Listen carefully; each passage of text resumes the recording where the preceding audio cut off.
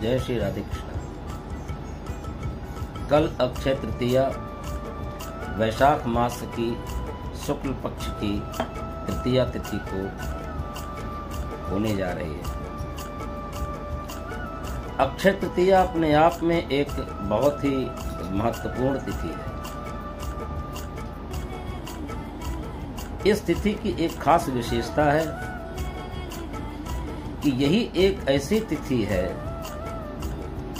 जिस तिथि में ज्योतिषीय गणना के अनुसार 9 ग्रहों में सूर्य और चंद्रमा एक साथ उच्च के होते हैं, यानी कि सूर्य मेष राशि पर और चंद्रमा वृष राशि पर। वैशाख मास के शुक्ल पक्ष की तृतीया तिथि को चंद्रमा वृष राशि पर स्थित होता है और सूर्य मेष राशि पर होता है। इसी वजह से अक्षय तृतीया का महत्व बढ़ जाता है। वैसे तो 9 ग्रह हैं, सूर्य चंद्रमा मंगल बुध गुरु शुक्र शनि राहु और केतु, लेकिन इन 9 ग्रहों में 2 ग्रह ही एक ऐसे विशेष ग्रह होते हैं जो कि सिर्फ इसी तृतीया तिथि को वैशाख मास की शुक्ल पक्ष की एक साथ उच्च के होते हैं, जिससे कि अक्षय तृतीया का महत्व बढ़ जाता है।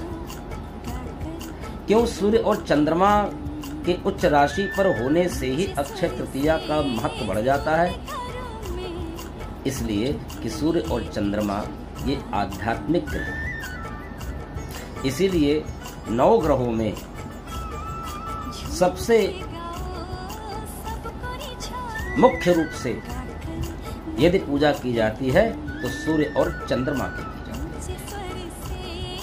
है। करवा चौथ का संबंध चंद्रमा से है और सूर्य नारायण की तो प्रतिदिन पूजा की जाती है। सूर्य देवो सहस्रांशो तेजो राशि जगतपते अनुकंप्याम या भक्तयाम गृहाणा अर्घम दिवाकर। क्योंकि सूर्य ये प्रत्यक्ष देवता है। हमारे हिंदू शास्त्रों में सबसे प्रत्यक्ष देवता सूर्य नारायण है और प्रत्यक्ष देवी के रूप में गौ माता है, जिनकी पूजा की जाती है। तो इस अक्षय तृतीया पर आइए हम अपने जीवन में आने वाली कठिनाइयों को, परेशानियों को दूर करने का प्रयत्न इन उपाय से करेंगे। क्योंकि सूर्य का संबंध पितरों से भी है, इसलिए कल प्रातः काल रसोई घर में, सायंकाल 3 काल में आपको दीपदान करने हैं। सबसे पहला दीपदान आपको अपने रसोई घर में करना है। रसोई घर में प्रातः काल दीप जलाएं। कल प्रातः काल दीपदान करने से हमारे पितर प्रसन्न होते हैं। किसी को पितृ दोष यदि हो तो वो प्रातः काल में रसोई घर में दीपदान कर सकते हैं, जिससे उनके पितृ दोष दूर हो सकते हैं। दूसरा दीपदान हमें सायंकाल करना है चंद्रमा के लिए। तो प्रातः काल का दीपदान सूर्य के लिए हुआ और सायंकाल का दीपदान चंद्रमा के लिए करना है। चंद्रमा के लिए दीपदान करने के लिए दहलीज पर, अपने मुख्य द्वार पर कल दीपदान करें।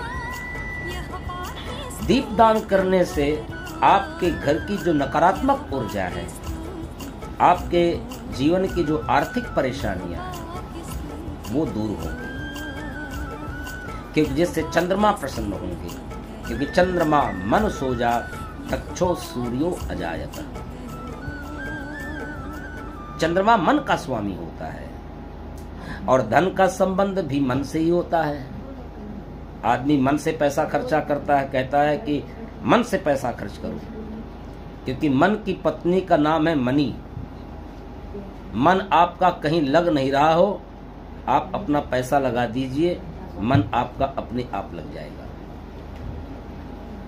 और तीसरा दीपदान हमें रात्रि काल में करना है खुली छत पर। ये दीपदान हमें चंद्रमा और सूर्य दोनों के लिए करने हैं।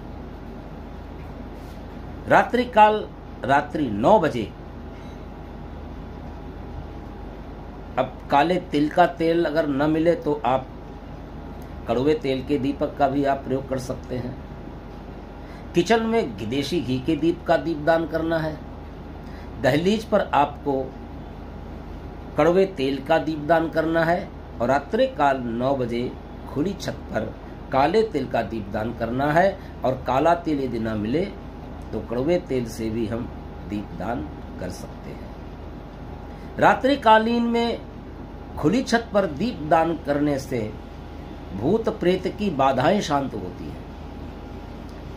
किसी को बीमारी लग गई हो, बीमारी ठीक ना हो रही हो, लाइलाज बीमारी चल रही है, दवा फायदा नहीं कर रहा है, डॉक्टर बार बार बदलने पड़ रहे हैं, तो इन सब की परेशानियों को दूर करने के लिए हमें कल अक्षय तृतीया पे रात्रिकालीन 9 बजे हमें दीपदान करना चाहिए।